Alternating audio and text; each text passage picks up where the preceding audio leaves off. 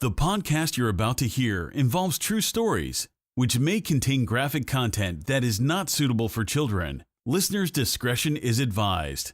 This is Esoteric Oddities.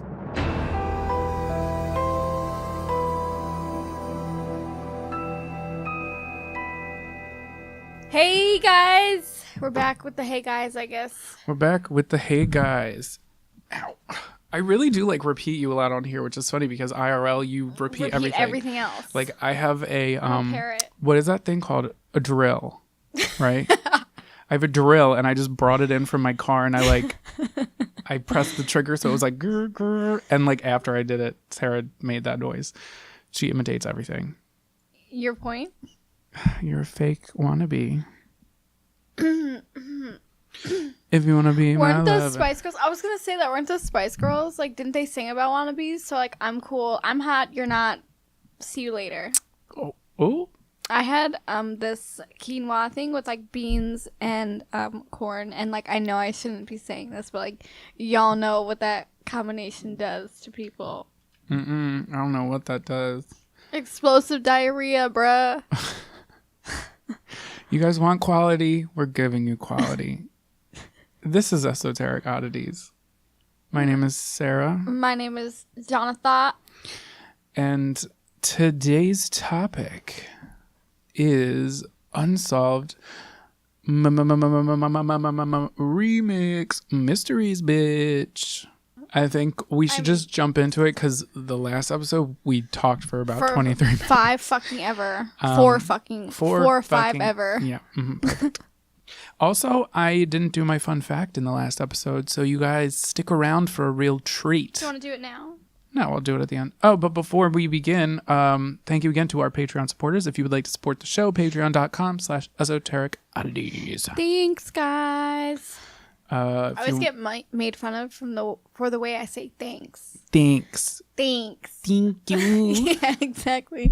Thanks. THNX. THENX. Thanks. Thanks. All right. I'm trying to fix our mic with one hand.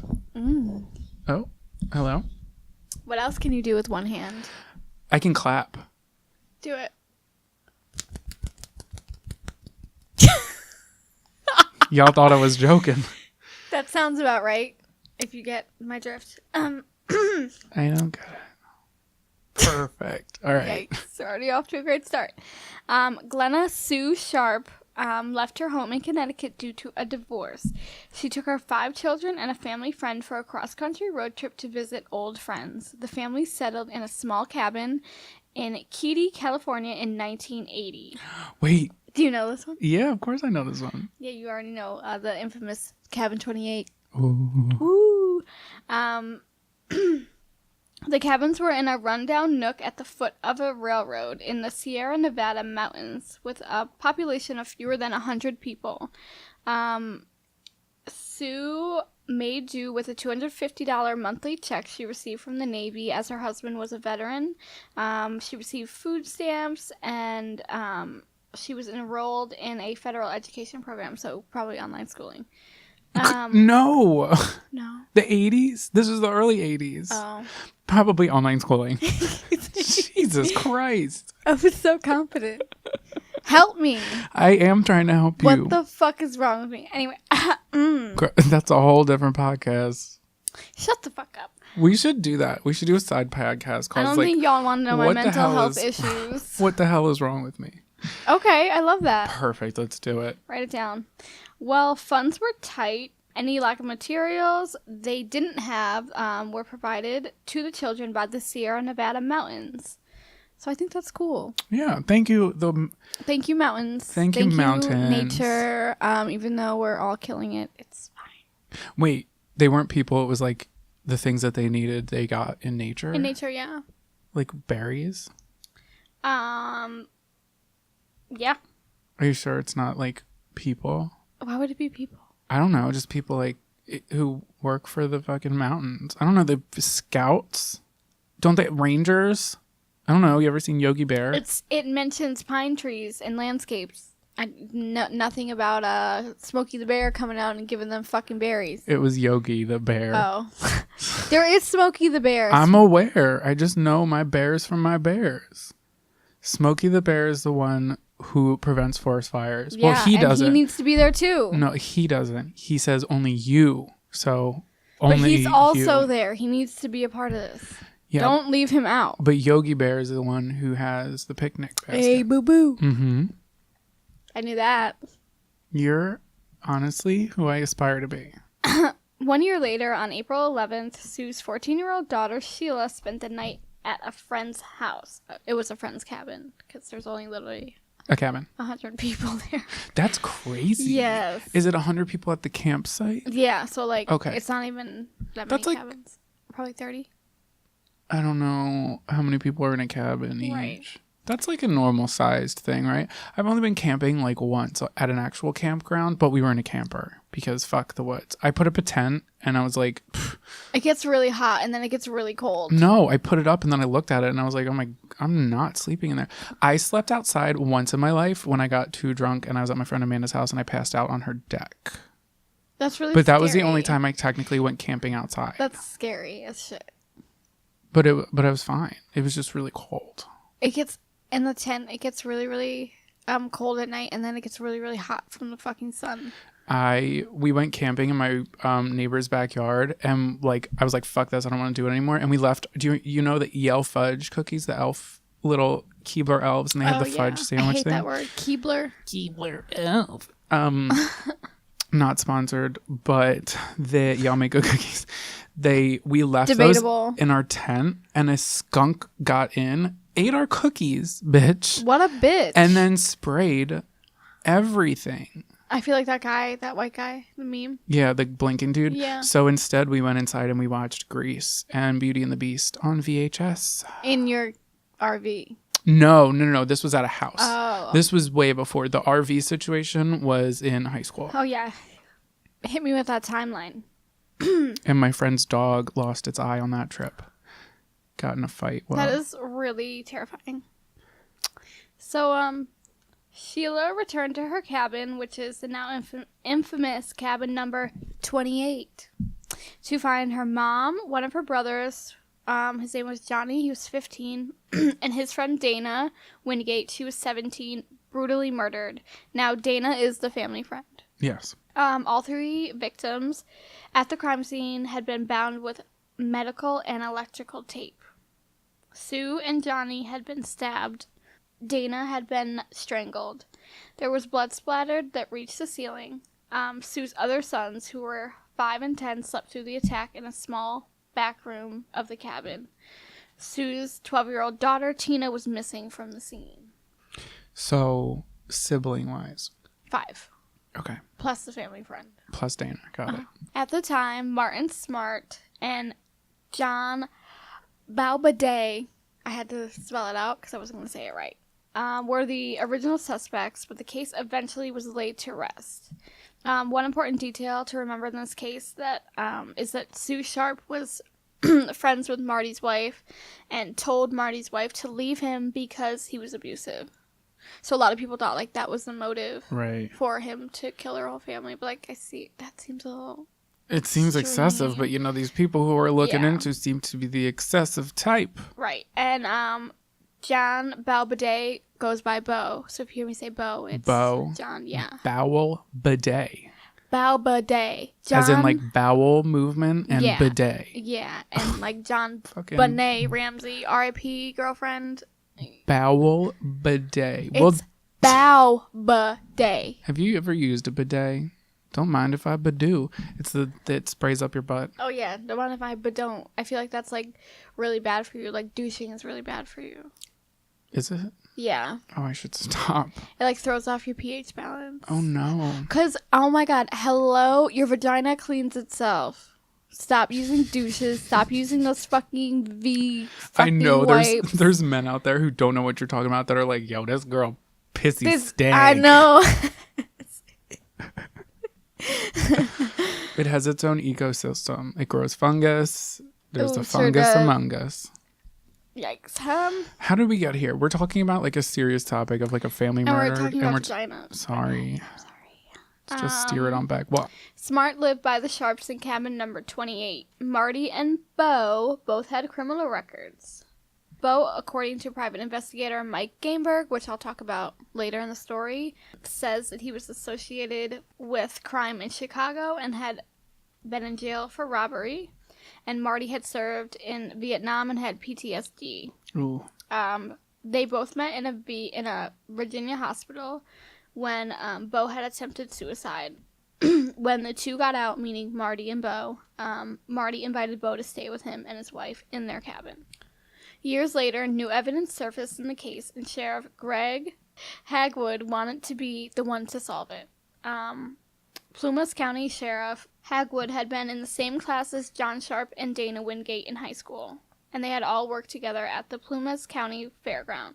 With the murders always haunting him, he hired a special investigator named Mike Gainberg, who also knew the Sharps, to look into the case. There was also a $5,000 reward offered for information regarding the Sharp murder. So circling back to Marty and Bo, investigators from the Department of Justice in Sacramento took on the case and questioned both of them. There was a lot of speculation in this case that the investigation was not done properly. And some people even believe the case was a cover-up. As Mark Gainberg claims, quote, "There are things that were done, but I think most importantly, there are things that were not done that are hard to explain." So doing this research, I think there was multiple people involved. And that's why, like, all the signs aren't there. Mm-hmm. Like, there's, like, missing evidence. That would make sense. But it didn't seem like they really, like, tried to uncover anything. If it was an inside gig and they had somebody on the inside. That's true. He also stated, quote, "I am not by nature a conspiracy theorist, but there are facts and circumstances, the number and the nature of which I can't ignore anymore." They covered it up. It is the way it sounds. Oh, but what were they covering up? The murder. Well, obviously, but like why? Why? I know. And that's why it's this unsolved mysteries. Even Sheila Sharp agreed and That poor said, girl. I know, right? And those two little boys, too. She says, "I was told the suspects were told to get out of town, so to me that seems it was covered up." Again, it's not clear who gave her this information or where she got it from.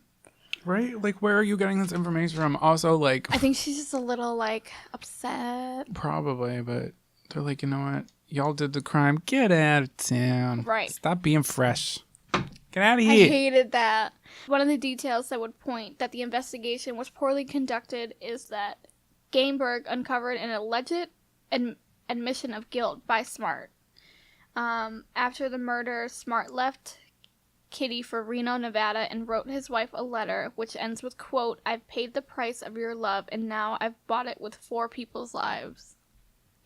What does that mean? So I feel like she probably told him, like, listen, like, Sue's telling me to leave you because you're abusive, and he's probably like, "I'll show you I love you," and he... Gratata. Oh, no. You know? Sliced them and diced them.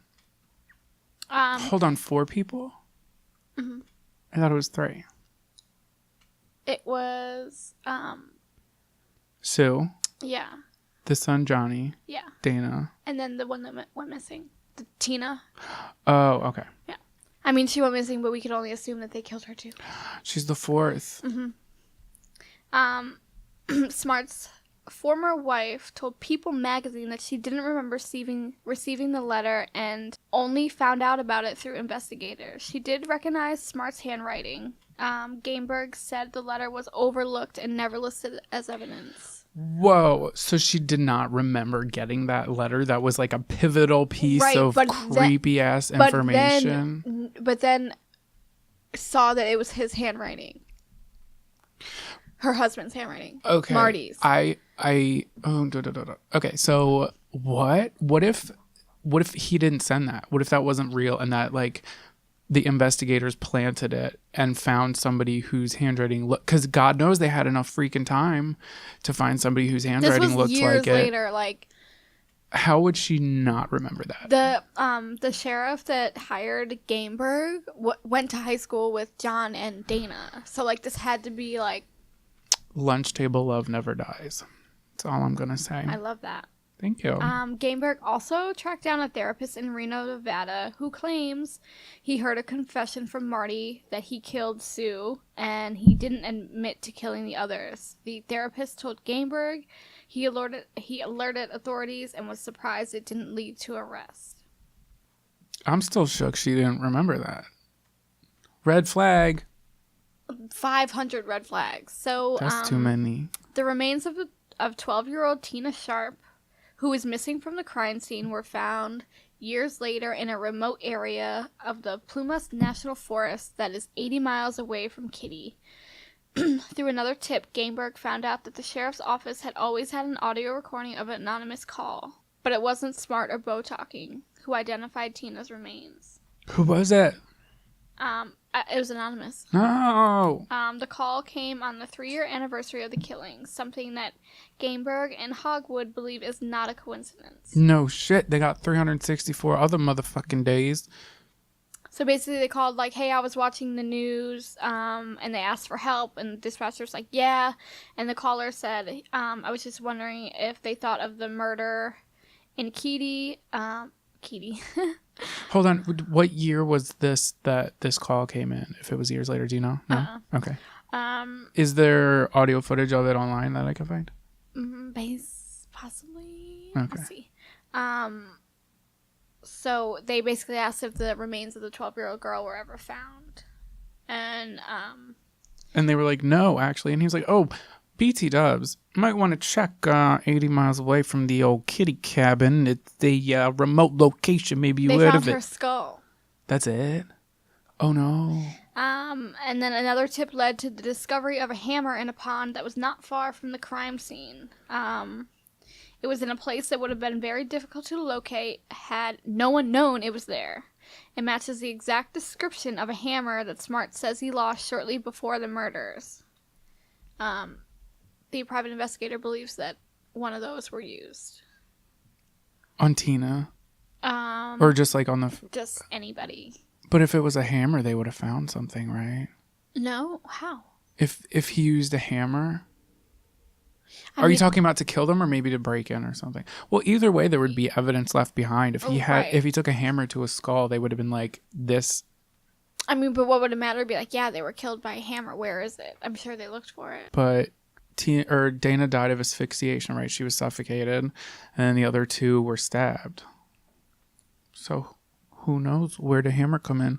Right, or what part? Dun, dun, dun. Just kind of trying not to veer too much off of this, but it's like I work with this guy, and his brother is a cop, and he's a newer cop. Oh, okay. And they just recently found a body like in Delaware, and my coworker was saying that it's kind of crazy to think about how that stuff just happens and then it doesn't get on the news. Like, you don't know how frequently this stuff happens. Right. Do you remember we were recording an episode and right before we started recording, they found a body near my house. Yeah, I remember and that. There was nothing ever came of it. Like, right. I researched it the next few episodes and like I couldn't find anything, and I still can't. It's just like they were like, well, we found a body. Here it is. There it is. Oh, and then they found 2 more bodies. I don't think we talked about this, but they found 2 more bodies in the the Qdoba parking lot. The Qdoba I go to. I have coupons for it upstairs. They're going to expire soon. Shit, what day is it? Those bodies are going to expire. They already did. But they found the dude, like, quickly. Yeah. Why are people killing everybody? Like, can we just not? Why can't we be friends? So Sheila Sharp quotes, I actually put in my mind that I'll probably go to my grave and it will never be solved. Meaning the crime. And then when all of this is coming out, it brought up the hope again. But it's still unsolved. Yeah, it's unsolved. I hope she has hope because that's so fucked up. That's so... Like, she was the one who walked in and saw everything. Like, how do you get over that? And that's like her mom and her brother. So if you know something, say something. You could call the Plumas County Sheriff's Office at 531-283-6375. That's so sad. Did you see pictures of the crime scene? Don't do it. I could have, Don't do but it. I decided not to because it's not my type of tea. I get really really squeamish. Are you looking at them? Yeah, I'm looking at them. Don't do it. Send it to me. I'm gonna just post it as my status. Can you imagine? My whole family's already really concerned about me because I have this podcast, and they're like, "Why can't you do things that are like happy and Disney?" And I'm like, It's listen. so funny you say that. I was talking to my general manager, and I said something about the podcast, and he was like, "Oh, like what's it about, like fashion and stuff?" And I was like, "Murder." And for those of you who don't know, general manager is also a GM, not the General Motors. Oh, sorry, I keep forgetting. That's okay. Everyone knows. You know what? Everybody, Oh, it's yikes. okay. Yeah. So, all right. So actually, speaking of Disney, here's my unsolved mystery. And before any of you guys decide that you've already heard this story and you've already heard everything there is to know, oh baby, I've listened to a few podcasts. I've looked at a few YouTube videos of people talking about this. I've even read some of the biggest posts about it on Reddit, and I've compiled some information that was neglected from all of those things because this case happened, I guess, almost 10 years ago, about 8 years ago. And there's new information that's come out rather recently. However, it's still an unsolved mystery. Or is it? I guess I'll leave it up to you guys. But this is the mystery of Rebecca Corium.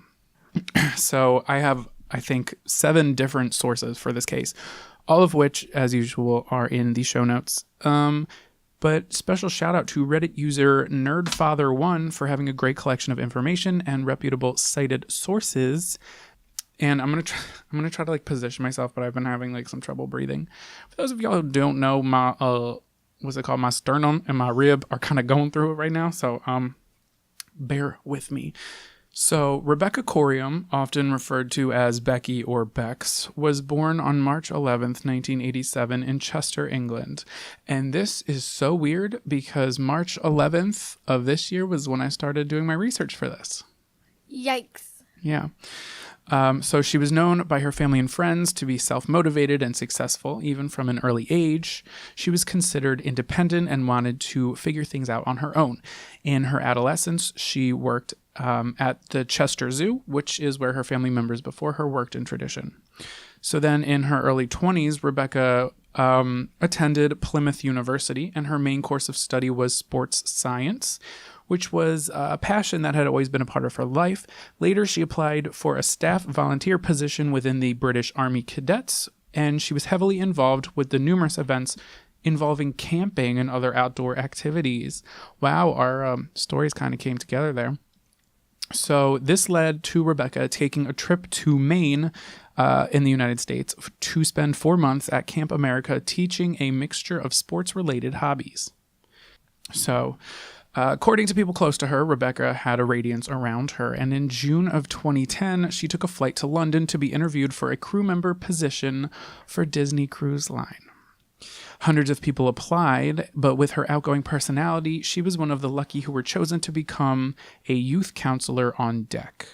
So as a newly hired member, Rebecca once again she's from England, she flew across the globe to participate in a 4-day mandatory training program at Disney World Park in Florida. Oh God, is this like not really like a thing? And she like just got trafficked? No. Oh, okay. Subsequently, she spent 4 months working on board as the cruise ship sailed. This was her first Disney cruise to the Bahamas, visiting many ports along the way. So after the cruise, which lasted for 4 months that she worked, Rebecca returned to Chester, England for a 2-month vacation, spending most of that break enjoying company with family and friends. So apparently this is something cruises do, at least something Disney cruises do, is that you work for 4 months pretty much straight, and then you have 2 months off. But remember, when you're on board, like if you're working on a cruise, I don't think I could ever do it, especially working on a Disney cruise, because you have to be on all the time. Of course, there's the employee only like corridors and places that like passengers don't have access to, but you're literally like, you're still technically in your place of work for 4 months straight. And that's going to be a piece of important hi. Hi, how are you? That's going to be a piece of important information. And in my later findings. So after her 2-month break with her family in England, she boarded a flight to return to America for her next cruise. However, there were many difficulties with her flight. Due to the weather, her flight was continuously pushed back. Then, once she boarded, the plane had taken off, circled back, and was grounded. Her parents had to come pick her up, and she took a flight out the next day. In retrospect, her relatives saw this as a sign from a higher power for her not to go. But did she listen? No. But ultimately, well, they didn't think anything of it then. They were just like, oh, this sucks. But like in retrospect, after all this stuff I'm about to tell you happened, the parents were just like, we should have taken that. Yeah. So ultimately, Rebecca made it back to the United States to board Disney Wonder, which is a cruise ship. And it was docked in Los Angeles. And it had plans to travel through regions including the Mexican Riviera and the Panama Canal. Unfortunately, her stint there was brief because her grandfather passed away. So Disney allowed Rebecca to take 2 weeks off. So she flew back to London. She attended the funeral and she was with her family during the grieving period. And unbeknownst to them at this time, this would be the last time her family and friends would see Rebecca again. And from this point on, a web of confusion, contradictions, and possible cover-ups started taking shape.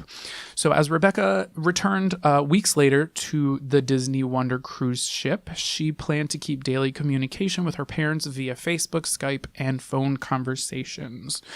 Then on March 21st, 2011, Rebecca informed her parents that the cruise ship, the Disney Wonder, was going to be leaving the port of Los Angeles and begin its routine tours, and she would be in contact with them the following day.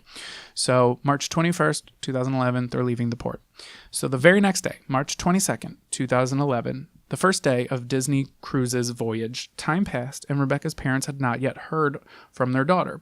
So although it wasn't usual, especially since her grandfather just died and she was like going to be there to talk and needed to talk about stuff because she was very emotional at the time. Although it wasn't usual for her not to call, they figured, it's her literal first day back. She's probably just really busy. So they were getting ready to go to bed that night when their phone rang. However, it wasn't Rebecca on the other line. It was an official on Disney Wonder reporting regrettable news that their daughter had gone missing. So 24-year-old Rebecca was scheduled to start her 9 a.m. shift that morning, again on March 22nd, 2011. When she didn't show up, many crew members on board searched the ship, including her cabin room, but Rebecca was nowhere to be found. Employees made numerous attempts to reach Rebecca through the intercom, but again, nowhere to be found. I don't know if this is too soon to ask, but was the ship still docked? Yeah. No, it left the dock the 21st. This is it just left. Okay. It left the day before. Okay. The 21st. I think sometime in the morning it left the 21st, and this is the 22nd at night. Okay. Is when they're reporting her missing. But she didn't show up that morning. Oh, so she didn't even get there on the 21st. No, she did. She is on the boat. She's accounted for the 21st. Okay. She's on the boat. And but after that she didn't show up, and we'll get to it, but the 22nd, the next day, at 9 a.m, nobody had seen her. Okay.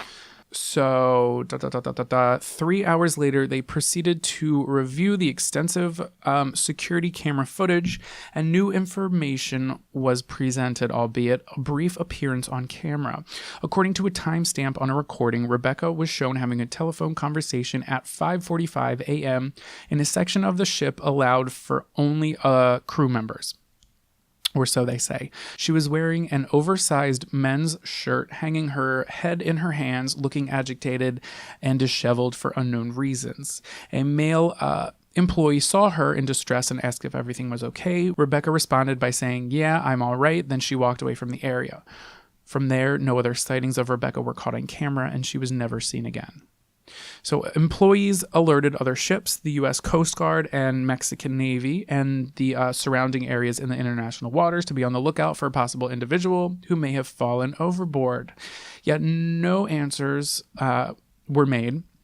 They, I guess, kept their eye out. They didn't do an extensive search, but they kept their eyes out, and there was nothing that showed up. So Mark Rotherman and his fellow security officer, former FBI man James Mortier, they were both on board when this happened, and they began investigating Rebecca when she failed to report to work. So at this time, Disney officials seemed to come to the conclusion that she had fallen overboard.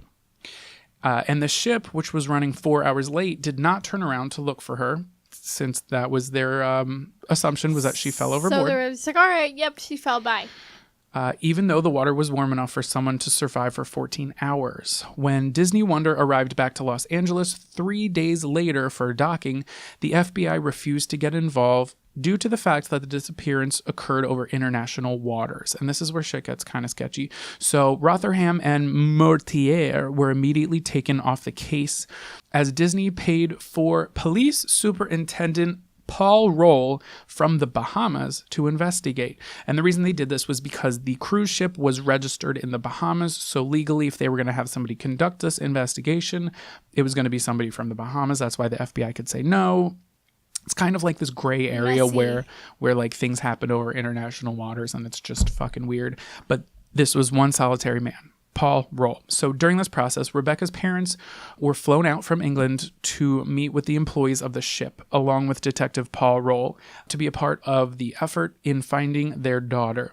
They were picked up in a car with blacked out windows. They were taken through a private back entrance of the ship and escorted through employee hallways where no one would see them. It's Disney. So Rebecca's parents watched the video footage of their daughter and asked the captain of the ship what they thought, or what he thought happened to Rebecca. So he told them he thought she was distressed. She made the phone call. On deck 5, she sat alongside the pool to gather her thoughts when a wave came, rocked the ship, and took her overboard. Nah. So when the parents arrived, the detective who was there, Paul, what's good, Paul? He mentioned that he had only been on the case for a few hours, and he did interview 6 out of the 950 crew members. Oh. But not a single one of the 2,000 plus passengers who were on board. And he came to the conclusion that Rebecca more than likely fell overboard accidentally while swimming in the pool located on deck 5 of the ship. So the parents were then taken to deck 5, where there were flowers laid out as a ceremony for the lost. Officials basically left the parents there. They were like, this is what happened. She fell overboard. She's gone. Okay, that was like too like quick and like, this is what happened. Yeah, we're moving on. Bye. They had flowers ready for them, and they gave them a few moments to grieve before being escorted off the ship. Detective Paul Roll left before 24 hours. No. Like, what type of investigation is that? He's from the Bahamas. Like, it doesn't, to him, it was international waters. It's so, right. Everybody's shrugging here. So both parents say that they thought it would be nearly impossible, because they were taken to deck 5. They thought it would be nearly impossible for a wave to have taken her up and over a 6-foot-high metal wall. Even if she jumped, they said there are places on the ship that have easier access with lower walls to jump over. But Disney was like, nah, deck 5, the pool, the wave, it took her 6 feet. What is 6 feet? She flew over that shit. Bye, Bex. Peace. So after... They were like super... Yeah, and I will get into it. Oh, I will get into it. So after the detective left, he stated that he was no longer a participant in the overall investigation any longer, and it was made abundantly motherfucking clear to Rebecca's grieving parents, who were confused, lost, without answers of where their daughter is, that after losing a family member. Exactly. His investigation was preposterous and extremely unprofessional, motherfucker. So they tried to get more information regarding their daughter's vanishing, quite obviously. Yet when asking appropriate and concerned questions to employees and officials of the Disney Wonder, the responses were vague but exactly the same, almost like they were scripted. They all ended their conversation by saying a wave took her overboard on deck 5. From the parents' perspective, it was seemingly evident that Disney was trying to bury the case of Rebecca's disappearance before it could get released to the public and news outlets.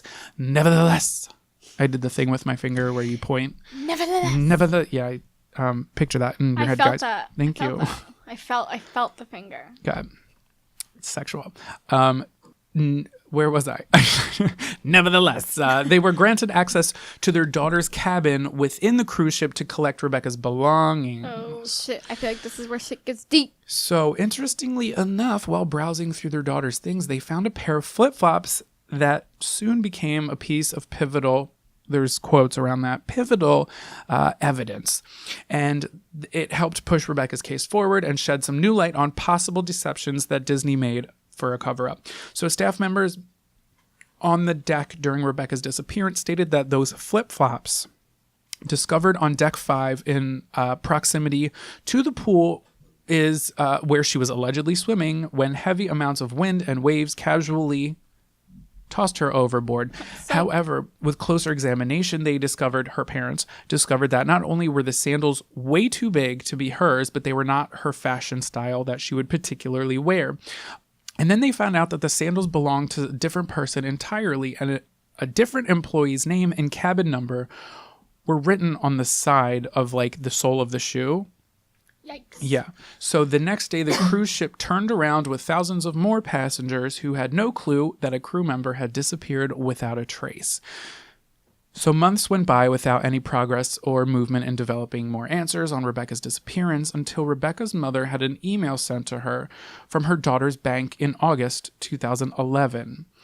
So the bank knew that Rebecca had been missing. She had notified the bank to freeze her account because she was missing, not dead. Pronounced dead, at least. So she let them know what's up. So the bank, knowing what's good, sent her an email and they were like, hey girl, how are you? What's good? Just letting you know that there's like some really weird activity happening with your daughter's car. Did you ever find her? Because you haven't like hit us up.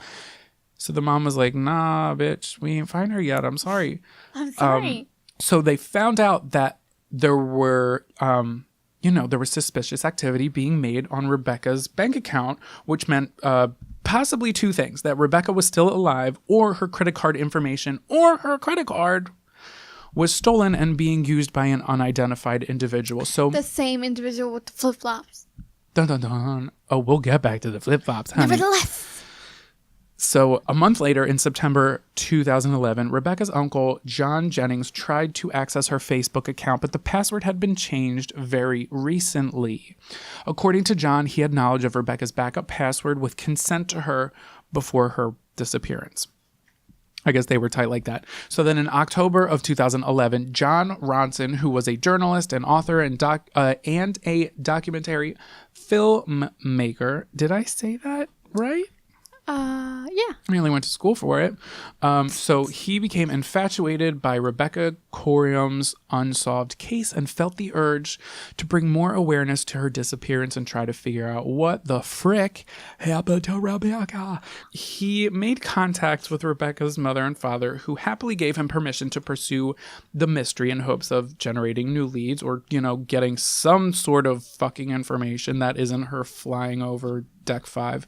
So with Rebecca's case suddenly picking up new traction, John Ronson decided to board the Disney Wonder as a passenger and attempt to acquire new tidbits of knowledge and information from employees, posing as just a lonely single man out here on his own on vacation. So for those who were cooperative, they politely asked to remain anonymous for a variety of reasons.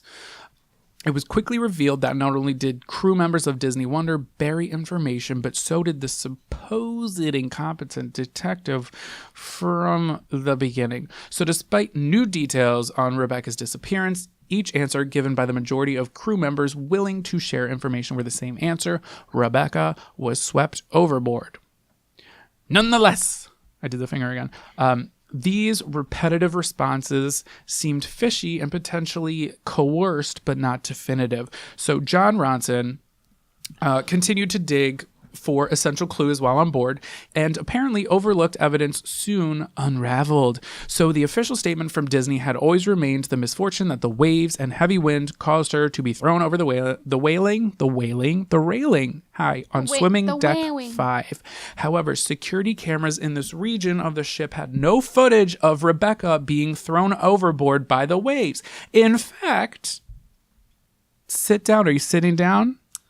No activity was recorded from the timeline of 5:45 a.m. to 9 o'clock a.m. when Rebecca failed to arrive for her shift. Do you look at that? Would you look at it? So John further pursued more inquiries while being as discreet as possible. He calculated new theories, one of which was a love triangle So according to an anonymous crew member, Rebecca was having tribulations with a girlfriend who was also a co-worker on the ship. The flip-flop. And the relationship was on the cusp of ending due to, at the time, an unknown male being a part of the relationship. With the increasing drama and stress due to the relationship conflicts, including Rebecca being away months on end from her girlfriend, he then formed a theory that she chose the solution of suicide to end the pain. While this was an interesting theory, there was no confirmation that this ever occurred. But while getting accustomed to the cruise ship, John created a whole new theory, but kept it rather confidential, obviously on purpose. So knowing that Rebecca was an avid fanatic in sports, he thought that, maybe instead of deck 5, maybe she was on deck 4 because there was a jogging track that went outside on deck 4. And there was a railing that was like, it was lower. I don't know exactly how low it was, but it was a lower railing that could have been possible that she could have been like flip-de-doo-dod over the side had anything happened. He just thought that was more realistic than her being in a pool and being somehow taken over a 6-foot wall. by a wave or whatever they tried to say. Right. But however, it was hard to say because there weren't many cameras in this area, so he couldn't really do anything. And also, he was trying to be a passenger, not an investigator. Well, he was clearly being an investigator, but like on the low. Okay, wait. So he found this other dude, right? This is an employee. And according to the employee, he reiterated the fact that Rebecca fell overboard on deck 5. Oh my God, if I have to hear Rebecca in deck 5 one more time, I'm going to be like, y'all, it didn't happen that way. That's Just what, let it the fuck go. And this is how the employee was answering him. He said that the employee was just like, it happened on deck 5. And he looked at him and he said, everyone knows. For real, because everyone keeps saying deck 5. Like, we have already established that the crime scene on deck 5 doesn't look like anything happened. So let's, like, lay it to rest. No, they're trying to, like, he's suspicious that Disney is having all their employees cover some shit up. Oh, the investigator.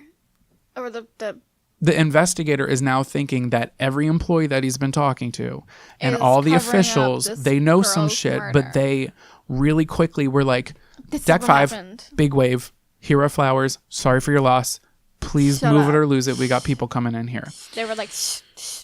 Yeah. So then things started getting more bizarre when people started like slipping up with their stories, and they started saying slippers, they started saying shoes, they started saying like, I saw a like nighty slipper, like one you would wear to sleep. But they actually, if you go online, you can actually find a picture. It's a flip flop, and they have a picture of the actual flip flop, which was not her size, not her style. Still cute though. But Were they Havanas? then people were just like yeah, they were like, shoes. I saw a pair of shoes there. They were definitely her shoes. I saw Rebecca wearing those shoes before.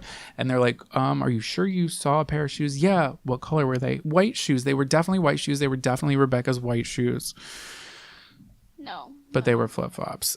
So John then coerced with other private investigators, and they reviewed the CCTV footage and reevaluated when they found a startling discovery. Although Disney Wonder officials constantly said that the video they found, because there actually is video footage of Rebecca talking on the phone, they said it was on deck 5.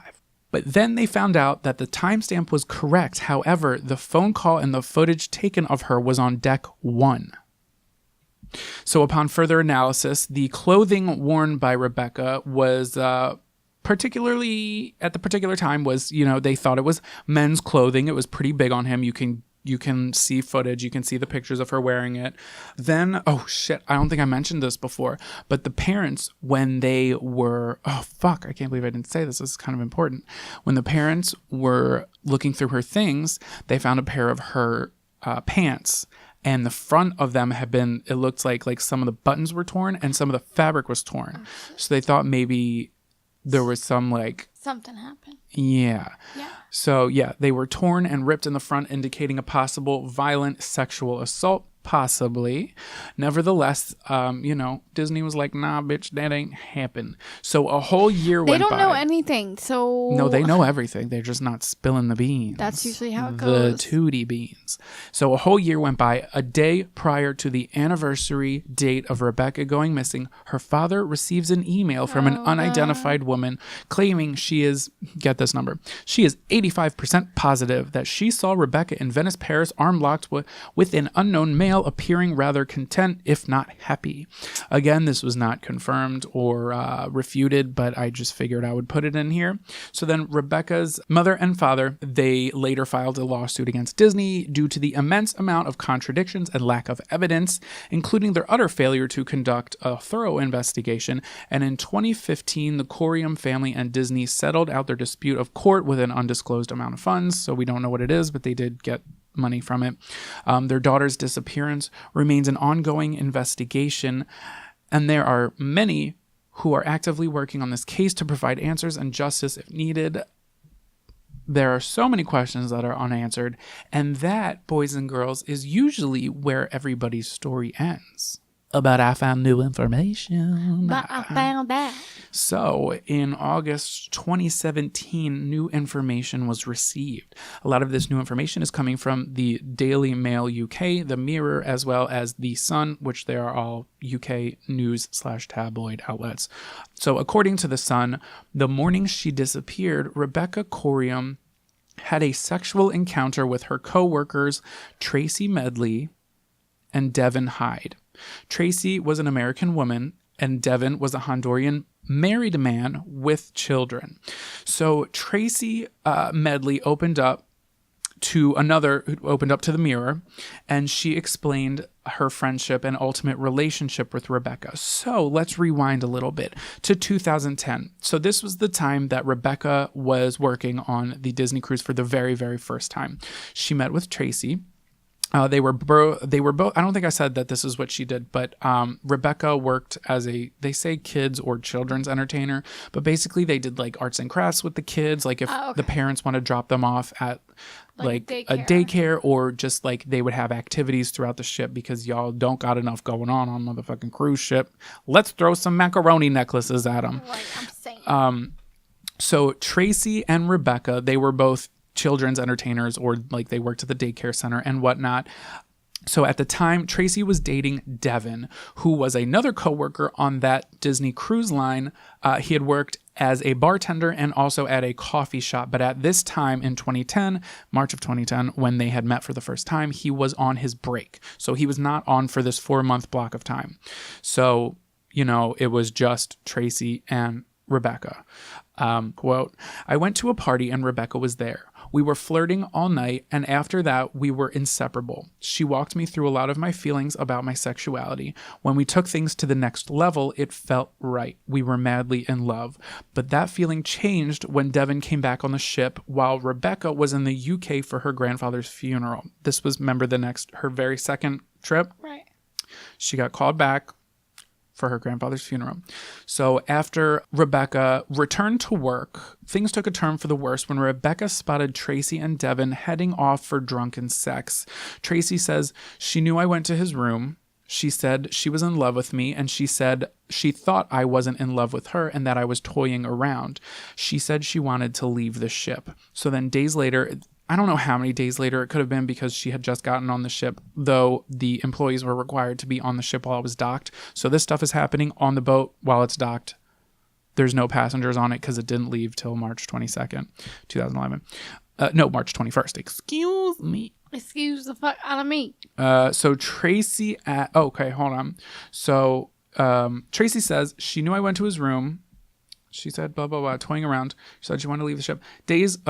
So days later, Rebecca became emotional and upset and had a breakdown. Tracy adds, quote, it took 4 of us, meaning employees and friends, to calm her down. She woke me up that night and said she was upset with herself because she tried to jump off the ship, but she was too weak. I was so scared. I told her she was crazy. It was too much. Why would you say that? Right. Choice of words, Tracy. So Tracy says that the next night, hours before Rebecca went missing, the trio had drinks. They went to Devin's cabin, Tracy claims, and Rebecca initiated a threesome. She says, quote, she just went up to Devin and started kissing him. We all basically had sex with each other, and at one point, they, meaning Devin and Rebecca, went to the bathroom. To me, it was the best case scenario. Then he came out and he came over to me and we started fooling around. Then she came out of the bathroom and I feel as though that was when it all hit her. The way she looked at us, it was like it was fun when he was with her, and it was fun when it was me and her. But for her to see him and I together, I think she was like, what am I doing here? Rebecca took a shower, and then she said she wanted to go for a walk. I said, it's late. I'm not going out. She said, it's fine. I'm going out alone now. Then I said, you're coming back, right? I told her to bolt the door. So like when you open the door, you turn the bolt so it doesn't close all the way and it doesn't lock. Y'all get it. So I told her to do that on her way out. I woke up the following morning, March 22nd, and the door was still bolted. So Tracy alerted the managers that it became clear that Rebecca was not on board. That's when she got a bad feeling, or so she says. She said she gave a full and honest statement to the police investigator who was flown in from the Bahamas by Disney. Where the fuck is that interview? Tracy called Rebecca's parents, Mike and Ann Corium, from the ship, but she alleges that she was never further questioned by the police nor But her contacted. parents never said anything about a call. Yeah, nor contacted by Rebecca's parents after the first call. Her contract with Disney was not renewed. Tracy says she continued to be, accused of being the person who knows something or had something shady to do with it. And if y'all think this is the end of the story, baby, I'm about a little past halfway on my scroll bar here. So she goes on, she said, quote, I was thrown to the wolves. Disney said a rogue wave knocked her off the ship. I believe that was all bullshit. I never thought I'd still be dealing with this 6 years later. This was last year she was saying this, or 2017. So people thought there was something sinister going on, but I never left that bedroom. It was traumatic.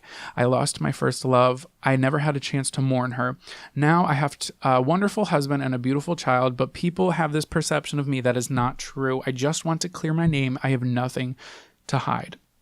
So Tracy continuously states her belief that Rebecca committed suicide by throwing herself off the ship. But private investigators told the paper that the alleged threesome took place in Devin Hyde's cabin. And in one paper, they were saying that this was, quote, the first time Miss Corium had had sex with a man, and they believed this was the reason she was left distraught and traumatized. Oh my God. So Rebecca, again, in the video footage, she was, seen super distressed and stuff. And her friends, coworkers, people who know her, said that she was, in fact, in a relationship with Tracy, and it was intense and passionate. When it was good, it was really good. When it was bad, it was really bad.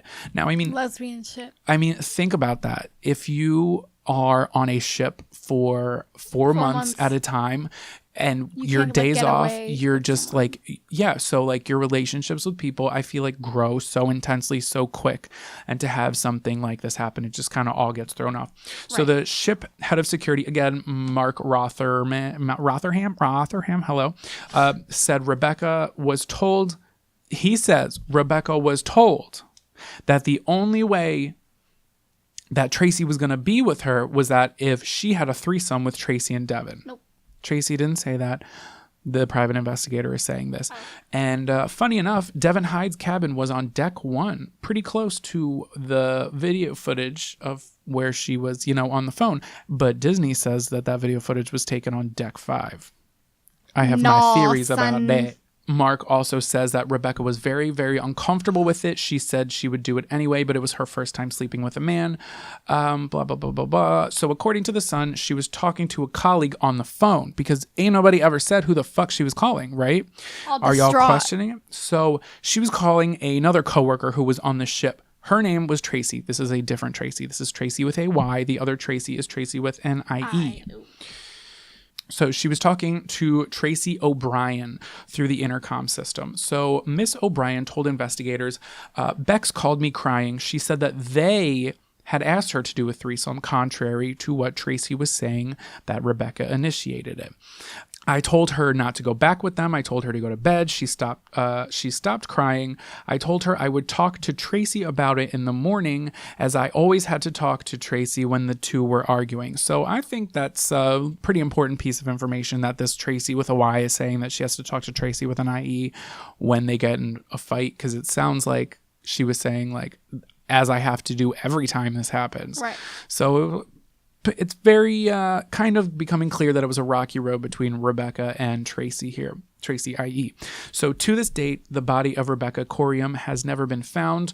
And although suicide has been a suggested theory, her parents, Mike and Ann Corium, do not believe that is the case because she bought all of them tickets to go to Disneyland in Paris, which they say is solid evidence that she was looking forward to a future. To that I say, as parents, they want to hold on to hope. They never want to think their child would do anything like that.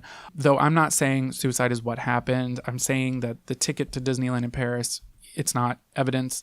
I think it's just a theory that as parents they refuse to consider, which is understandably understandable. Does that make sense? Yeah. Like, I get where they're coming from. So staff on the ship said that relationships between crew members were common. Wouldn't that be crazy if you find out like Ariel's like porking Hercules? Shut up. I hate that you use that terminology. Like, you didn't even try to... Like, wouldn't it be weird, like, that all these people fork everyone else? It had to be Ariel and Hercules. Because technically they're cousins. That's nasty. If you think about it. How? Well, Zeus is Hercules' father. Yeah. And Triton is Ariel's dad. And they were brothers in the god world. So that would make them cousins. That's nasty. So I guess I just made this weird. You did. Under the sea. So yeah, they were basically saying that, it's pretty common, especially apparently on Disney ships. Disney, don't sue me, but y'all, they get, I think, a little horny because they're like, they have to act a certain way in front of people. Yeah, and then when and they then close their y'all don't doors, let they're them just like, be. Y'all don't let them skeet, motherfucker. No, they do, and that's the issue. Yikes. Okay. There's a lot more people who get added to this mix. So there's this guy, he's a spokesperson.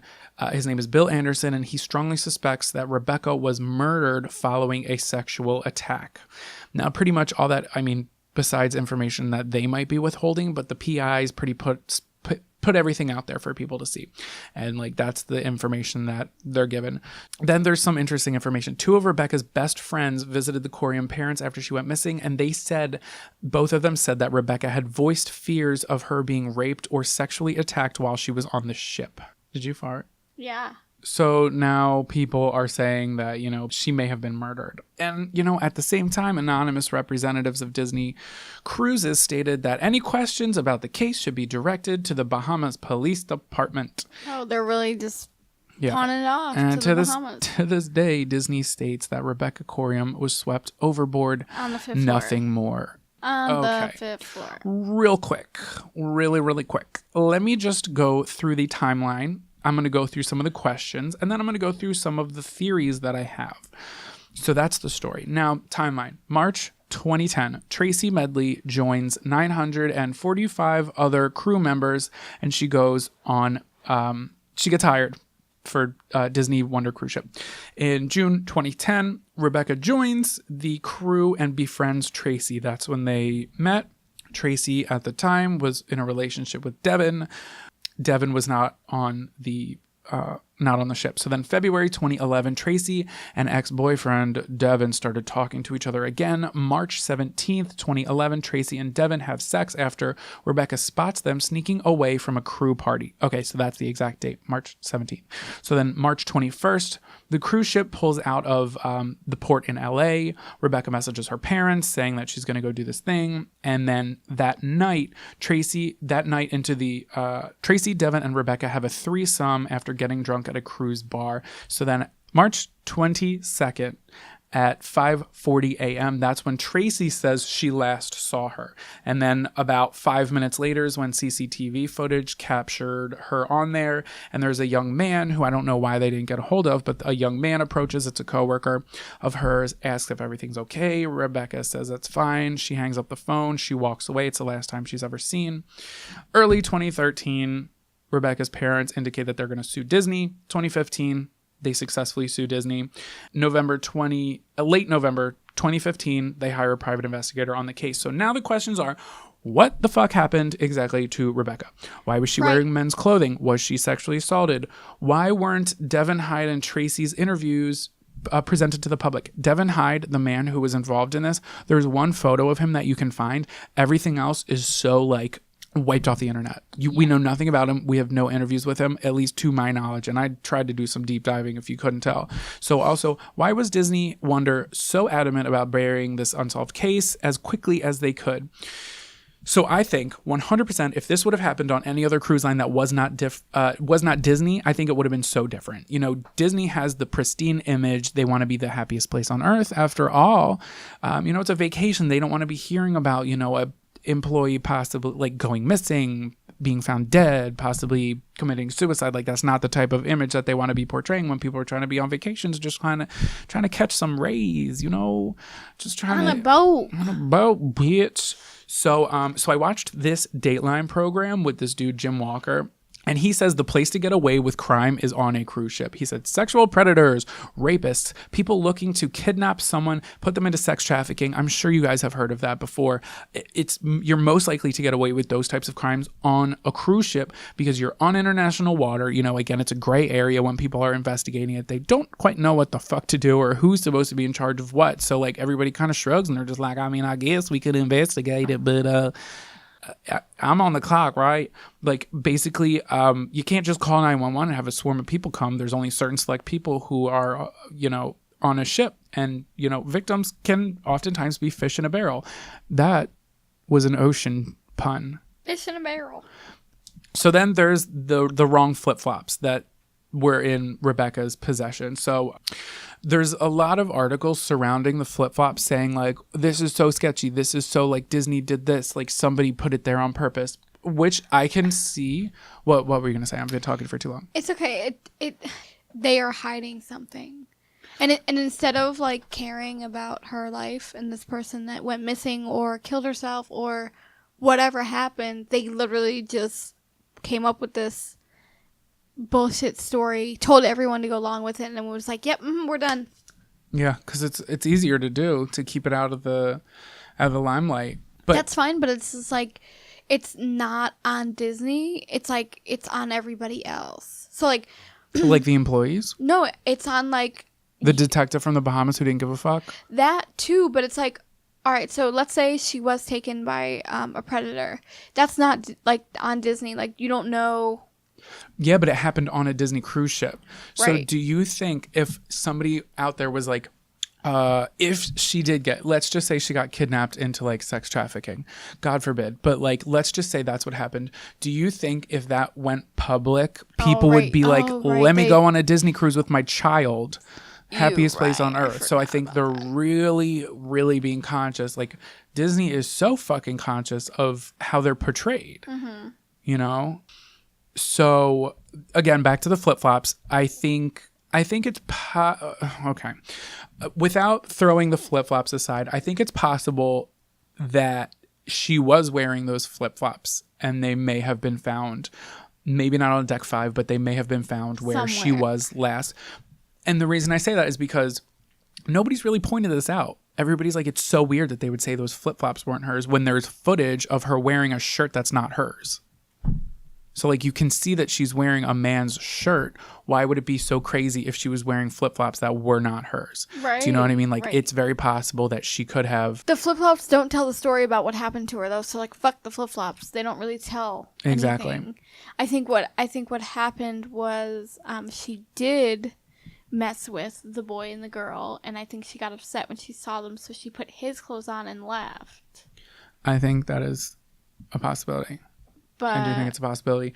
Also, I think it's interesting that they were saying that she was on deck 5. They were so adamant that she was on deck 5. As fuck about deck 5. Because I feel as though if that's the theory we're going to go with, which is kind of what I am somewhat believing. I'm not believing everything Tracy is saying. But I'm just saying. See my face. It's hideous. I'm just saying that that case, I believe, is an extreme possibility, and it's kind of like the only thing that I can see as plausible that I'm grasping onto. Is deck 5? So, no, it's not deck 5. It's the fact that she had a threesome, and it freaked her out. She panicked. She was like a little bit drunk. Right. Called her friend on the phone. So I think that Disney was saying it was on deck 5 because maybe they knew that this happened, that this threesome happened, that she was last seen with Devin, she was last seen with Tracy. Right. And I think that they were, since Devin's cabin, which is where all this went down, allegedly, that was where the footage was taken. They were like, all right, let's put her somewhere further away from deck 1. Let's say she was on deck 5. Right. So I looked up the Disney Wonder cruise ship layout. Of course I did. I was going to say that. I looked it up, and deck 5, if I'm not mistaken, when you look at the boat, is the level, like if you're looking at the front of the boat, it is the first level where, how do I even explain this? Where like the pool is out front. Oh, got it. And people can like lay out and stuff. Apparently there was like somewhere on the side that only the employees could go. I couldn't really tell where it was, but I did look at the blueprints. Now, deck 5, where she was 90 feet from, it was 90 feet above sea level, not 90 feet from the bottom of the ship. That was 90 feet above sea level. Now, if they're going to go with the story about how deck 5, a wave came, washed her over, it would have been around like 6 o'clock in the morning. Old people, they're getting their coffee, they're reading their news, they're taking their morning shits. Like, people are awake at this time. And there was no reported storm. There was no reported giant wave that came. Right. Like, nobody, also no passengers were questioned. So there's that. Only 6 people on this entire boat were questioned. Not out of, you said 900. 950 employees plus the 2,000 plus passengers. Yikes, that's a big ass boat. Yeah. What the fuck? They were like, here, let's take a cruise ships are nuts. They're like, let's take a giant fucking building, a stadium even. Let's give them a bowling alley. Let's give them a movie theater. Let's give them an actual theater. I'm also let's mad give that them, I like, fell out of my chair yesterday and you didn't laugh. Oh, I'm sorry. You're a bad friend. I didn't laugh at you for falling. That's fine. You laughed at me when I fell and I nearly killed myself. Did I? No. But, exactly. What was I even saying? Oh, yeah. They were just like, let's take a big ass like theater building and let's just put it in the water. Bloop. Plop it there. Jesus. Because no one saw the Titanic, right? Who did? The Olympic. Okay, so then again, there's the whole thing with the bank account. I think that's weird.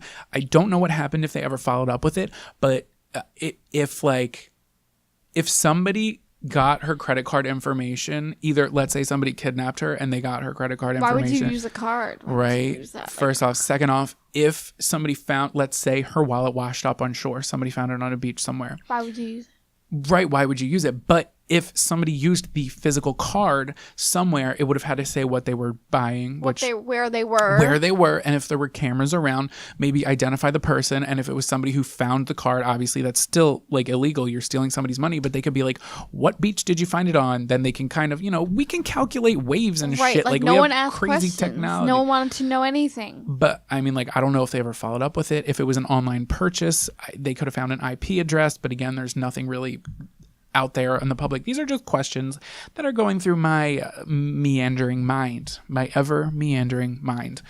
It's very okay, let's just take a step away from the threesome. Erase that from your memory. Pretend that didn't happen. Pretend nothing. Like, let's just take a look at something else. Maybe she was sexually abused. She made an escape, made the phone call, and maybe she was found and possibly murdered by the perpetrator. Also, the thought that, we haven't talked about it, but she could have been thrown overboard. That is true. However, again, it is very possible that what both Tracys were saying was true, and that they got in a fight, and that was the last thing that they were talked about. Because if you think about it, the Tracy with a Y, who was on the other line, Tracy O'Brien, she wouldn't really have anything to win if she was lying. Right. However, unless she was being coerced by the other Tracy. Right. I am shooketh. And they were a thing. Well, I wasn't saying that, but I mean, like, if they were friends and, like, maybe if Devin or some, like, killed her, let's say, threw her overboard, they were just like, let's keep it on the hush hush. Like, we're the only 3 people who know. It would be Tracy, and Devin. And, they're the only people who know. And Disney isn't going to want to say, hey, the people who work for us killed somebody, so they know that they have a shoe in, being like, but I'm not calling anybody a murderer. These are it's all alleged. These are all theories in my ever meandering mind. But again, it is possible that maybe Rebecca did unfortunately choose to throw herself over the side of the ship.